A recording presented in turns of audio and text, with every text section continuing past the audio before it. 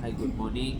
So today we have Miss Suba from the HR department, and we are gonna we are gonna interview Miss Suba for the assignment of human capital management. So how are you today, Miss Suba? Yeah, hi.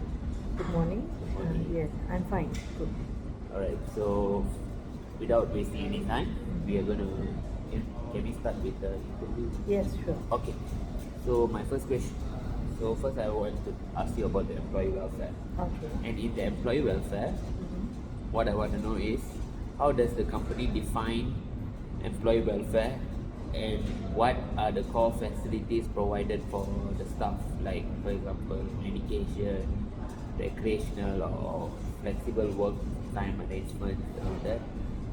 Okay, the company focus on creating safety and health and supportive working environment here. Uh-huh. Okay, and then the core facilities are included, such as medical coverage, annual leave.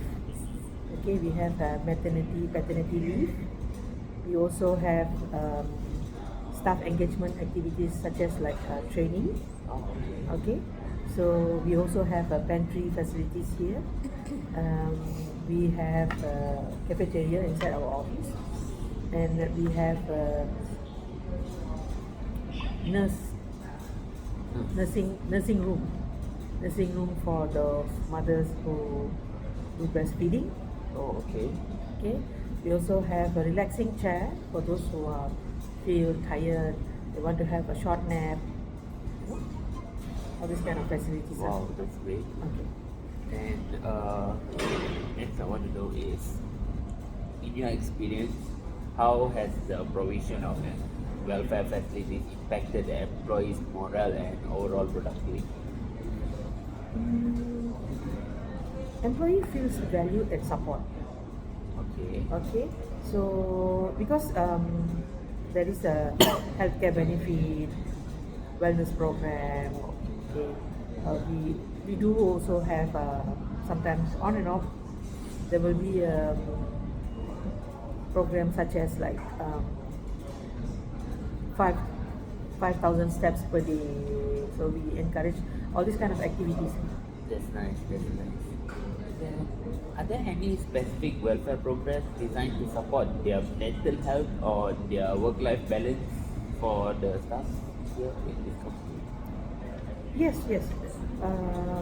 We have, such as like annual leave encouragement. We do have a replacement leave. Those who are working on certain public holidays, they have a Okay, replacement okay, leave. that's nice. Okay. Yeah.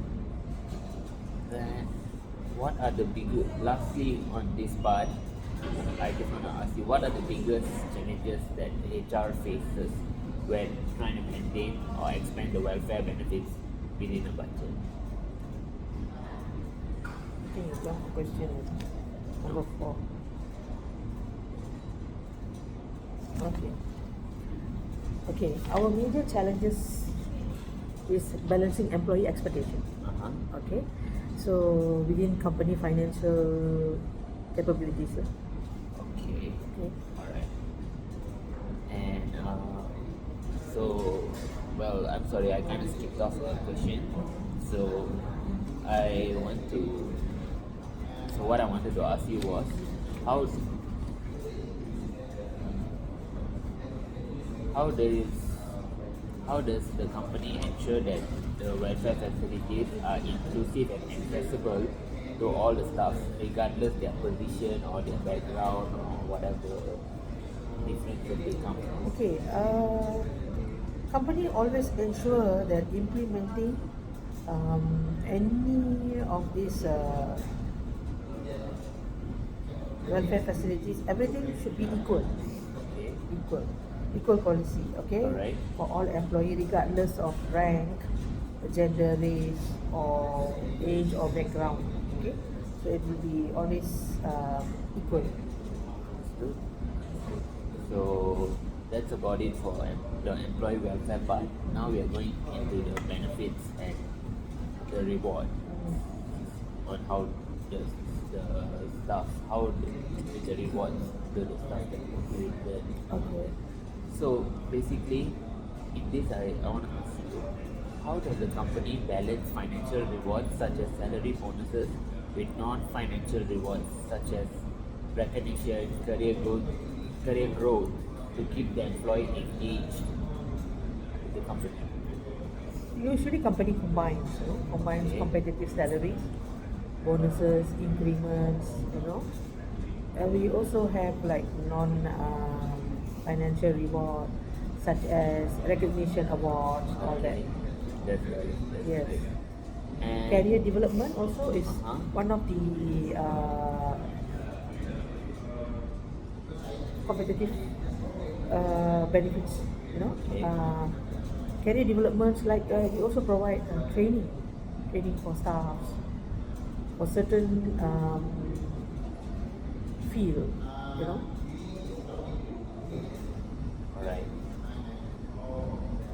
And then next, I just want to ask you, can you explain the criteria used to determine the performance-based incentives or annual increments? okay, our performance-based incentive and annual increment is usually determined through their performance appraisal. Okay, so our practice here we have we conduct twice per year Okay. the performance appraisal. So based on that, we will determine. Okay. So, and I just want to ask, how does HR ensure the compensation and benefits offered to remain competitive compared to other companies in this industry? So basically, how do you all ensure that the benefits remain competitive with your competitors outside? Usually, HR regularly will conduct a market benchmark. Okay. Okay, so we also do some salary survey also with other competitive companies. So based on that, the packages will be keep changing, upgrade based on that. Good. Okay, so beyond the standard insurance that the company gives and stuff, right? What kind, what kind of unique fringe benefits does the company offer to attract top talent personnel? Okay. Besides this insurance coverage, company also do provide shares for our staff. Oh, that's nice. Okay. So this is those who are working with us more than 1 year. Oh, okay. So they enjoy the shares lah. They get shares, is it? That's nice. So what is so what is the share price for APL? That is PNC. Okay. I think you skip number 8.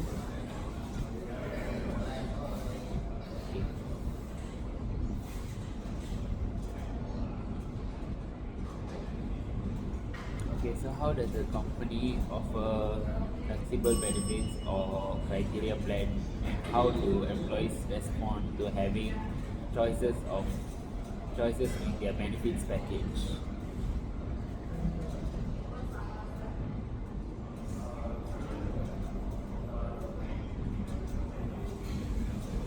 Okay, usually employees just generally they respond positively. Okay, because um, the benefit the benefit package is leading to a higher satisfaction. Okay, that's good. So that's a that's so now we wrap up the benefits and reward system. It's nice that you guys give shares to your staff. That's awesome. Maybe once I graduate, I would like to buy shares here too. Just only buy shares. That's all. So now we are going into the disciplinary and termination part. So this focuses on the legal and ethical processes managing conduct and exits. Okay. So my first question here is, what is the standard progressive discipline procedure followed here when an employee's conduct or performance falls below expectations. Okay, the company generally follow the progressive disciplinary process. Okay. Okay, it includes like verbal counselings, verbal warnings, written warnings, uh, PIP, call performance improvement plans, and followed with several warnings and also final warnings. Okay, and also depending the seriousness of the issues, sometimes it may fall under termination. So I just add just for additional what kind of issues may fall into termination. What kind of issues? Okay, we have a various type of issues here. Especially which company policies, company procedures and policies. Like Maybe fighting. like, Okay, fighting. If you are okay, it's prohibited for you to enter office if you are under toxifications. If you consume alcohol, all that. Okay, and also other than that, harassment.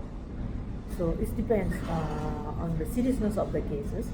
How harassment can be fall under warning, and also can be fall under depends on termination. what kind Depends. of Yes, harassment yes, that yes, is done. yes. And so for this case, so like for example, if a person were to like example leak out company data to Yes, yes. that would fall into termination or Yes.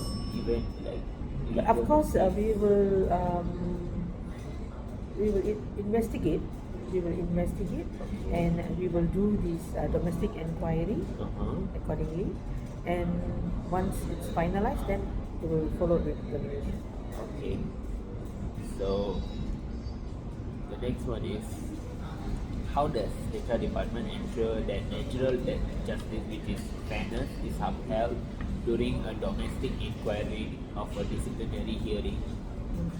HR Because this always one is ensure. like my word, he say this, she say this, and all, right? Okay. So how do you all make sure there's no biasness in this? Okay, whenever we conduct a domestic inquiry, Uh-huh. there will be a panel from non-HR department. At least we will have minimum 3 panels from a different department who does not know about this employee at all. So So these like- panels will involve in the domestic inquiries. Uh-huh. They will question the employee, and the final result will come out from them. Understood. So, for example, like in the sales team, there's something happened in the sales department. So, Uh-huh. someone from ops, someone from QA, and someone from HR would be the one who is. Okay, usually HR won't involve. Or HR won't involve. During this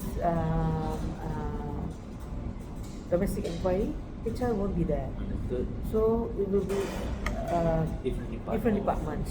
Okay. Some maybe from finance, some maybe one staff from regulatory, one staff from technical, any of other staff who is really clear about the policies. Mhm. So they will become the panel. Understood. So, what specific actions or behaviors are classified as gross misconduct within this organization that would lead to immediate dismissal?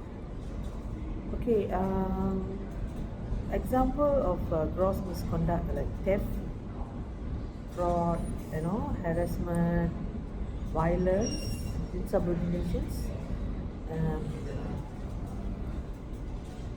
drug or alcohol abuse. All this we will classify as gross misconduct. Okay. And sorry, my bad. And in case of termination Okay. due to redundancy or restructuring, right?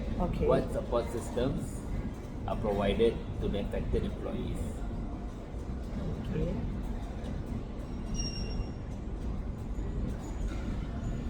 Okay, so far we don't have any of this. We will try to um, relocate the staff to other departments, which is subject to the HOD and subject to the employee agreement. You know, if employee the particular staff agree for that, then yes, we will transfer them from one department to another department. Other than that, if let's say there will be redundancy, so we will provide a sufficient notice period.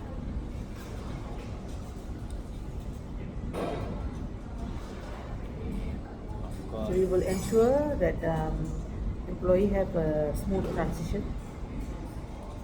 So they will also have some time for them to look around for another job opportunity.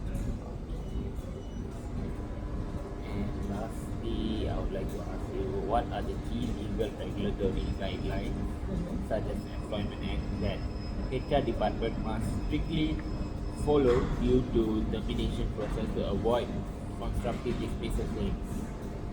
Okay, HR must comply with Employment Act. Okay, Employment Act and also our company policy. Okay, and we also always make sure we have a principle of fair treatment during termination process. Okay, proper documentation and also valid reason for the termination. Okay, due to the process, we also have a fair investigation. So and educate notice periods.